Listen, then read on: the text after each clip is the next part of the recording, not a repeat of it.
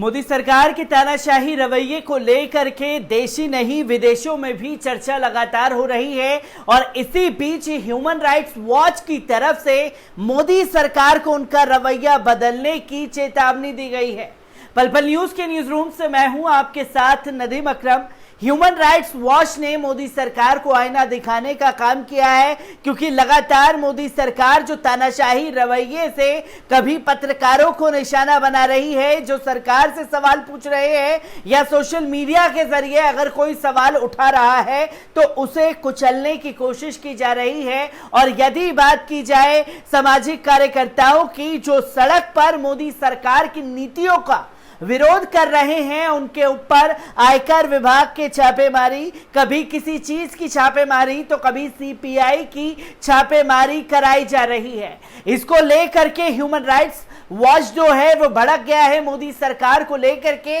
और कड़े शब्दों में एक अल्टीमेटम देने की कोशिश मोदी सरकार को दी गई है। मानवाधिकार संगठन ह्यूमन राइट्स वॉच का कहना है कि भारत की केंद्र सरकार अपने विरोधियों, सामाजिक कार्यकर्ताओं और पत्रकारों को खामोश करने के लिए उन पर टैक्स चोरी और वित्तीय अनियमितताओं जैसे आरोप लगाकर उनको परेशान कर रही है। दी वायर के अनुसार मानवाधिकार संगठन HRW ने कहा कि अपने विरोधियों का हमने करने जैसे काम अभिव्यक्ति की स्वतंत्रता पर अंकुश लगाने के अर्थ में ह्यूमन राइट्स वॉच के अनुसार सरकार के आलोचकों, पत्रकारों और मानवाधिकार कार्यकर्ताओं को चुप कराने के लिए राजनीति से प्रेरित आरोप लगाए जाते हैं, जैसे कर की चोरी और वित्तीय अनियमितताएं आदि। मानवाधिकारों के इस अंतर्राष्ट्रीय संगठन ने मानवाधिकार कार्यकर्ता हर्षमंदर, कलाकार Sonu Sood, online news portal news laundry और न्यूज क्लिक के कार्यालयों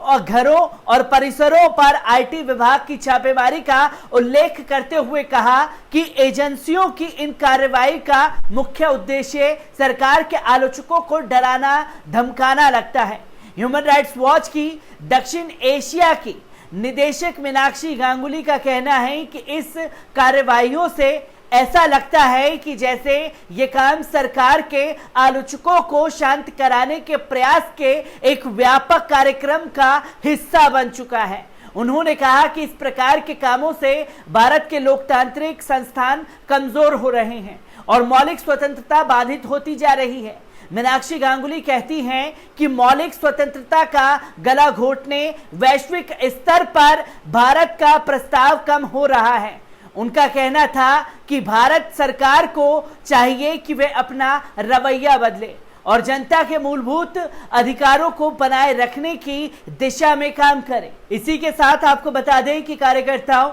एवं बुद्धिजीवियों एक समूह ने प्रवर्तन निदेशालय ईडी द्वारा धन शोधन के मामले में भारतीय प्रशासनिक सेवा के पूर्व अधिकारी एवं मानवाधिकार कार्यकर्ता हर्षमंदर के दिल्ली से जुड़े कई परिसरों, वसंत कुंज में उनके घर, अधचीनी में उनके कार्यालय और मेहरौली में एक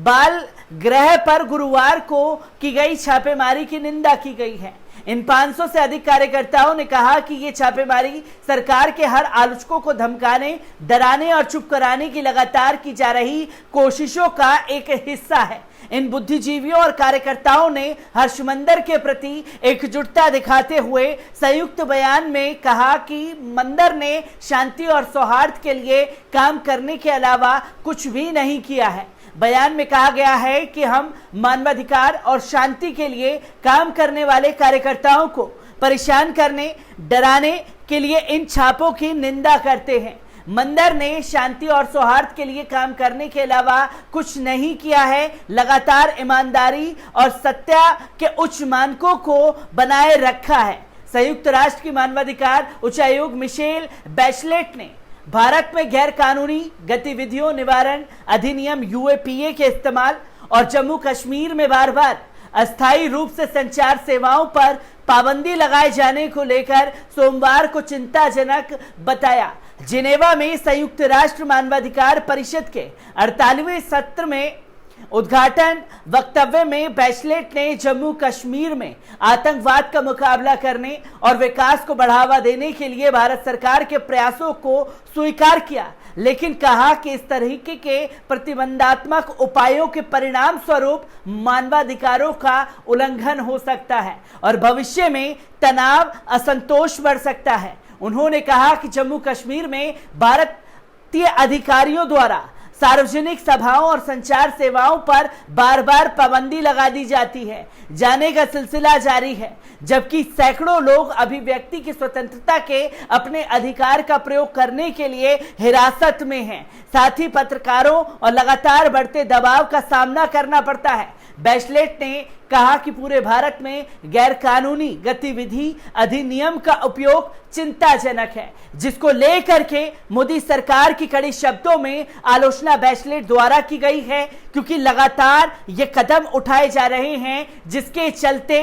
डराने की और धमकाने की जो राजनीति है मोदी सरकार की, उसे कायम किया जा सके। मानवाधिकार आयोग पूरी तरीके से मोदी सरकार की आलोचना करता हुआ दिखाई दे रहा है, तो वहीं समाचार एजेंसी पीटीआई के मुताबिक बैचलेट चीन का जिक्र करते हुए उसकी नई मानवाधिकारों पर राष्ट्रीय कार्य योजना 2021-25 के बारे में बताती थी, जो इसी महीने जारी की गई थी। उन्होंने कहा, मैं जुड़ाव और सहयोग के संभावित क्षेत्रों को तलाशने के लिए उत्सुक हूं। मुझे खेद है कि मैं जिनयांग उइगर स्वायत्ता क्षेत्र में समर्थक प्राप्त जानकारी नहीं जुटा सकी हूं। बैचलेट ने कहा, इस बीच मेरा कार्यालय उस क्षेत्र में गंभीर मानवाधिकारों के उल्लंघन के आरोपों पर उपलब्ध जानकारी के अपने आकलन को अंतिम रूप दे रहा है, ताकि इसे साल के अंत तक सार्वजनिक किया जा सके। नेपाल के बारे में बात करते हुए उन्होंने आशा व्यक्त की कि नई सरकार पारदर्शी प्रक्रिया के माध्यम से राष्ट्रीय मानवाधिकार आयोग की स्वतंत्रता को बहाल करने के लिए जल्द कदम उठाएगी। ये वो एजेंसियां हैं जो लगातार किसी भी देश में जब सरकार का तानाशाही रवैया बढ़ता है तो अपने बयान जारी करती है और सरकार को आईना दिखाने का काम करती है। यही काम जो है मानवाधिकार आयोग के द्वारा किया गया है। वहीं ह्यूमन राइट्स वॉच लगातार मोदी सरकार के ऊपर सवाल खड़े कर रहा है कि आखिरकार जो आपसे सवाल कर रहे हैं उन्हें दबाया क्यों जा रहा है, डराने धमकाने की राजनीति क्यों की जा रही है, जिस पर मोदी सरकार को आड़े हाथ लिया गया है और इस पर क्या कदम उठाए जाएंगे ये भी देखने वाली बात होगी। मैं ऐसी ही खबरों से आपको रूबरू कराता रहूंगा। दीजिए इजाजत, शुक्रिया।